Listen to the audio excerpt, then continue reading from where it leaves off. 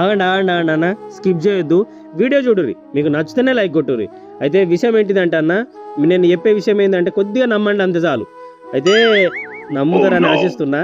అయితే విషయం ఏంటిదంటే, నేను బాగా సంవత్సరాల నుంచి పూజ చేస్తున్నా అన్న, భగవంతుని బాగా ఆరాధిస్తాను నేను.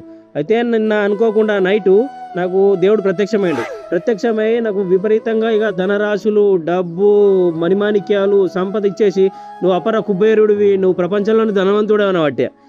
నాకైతే సంతోషం తట్టుకుంటలేను. నేను కుబేరున్న అపర ప్రపంచ ధనవంతుడు అంటే ఇక నాకు ఎట్లుంటుంది, బాగా ప్రౌడ్గా ఫీల్ అవుతుంటే.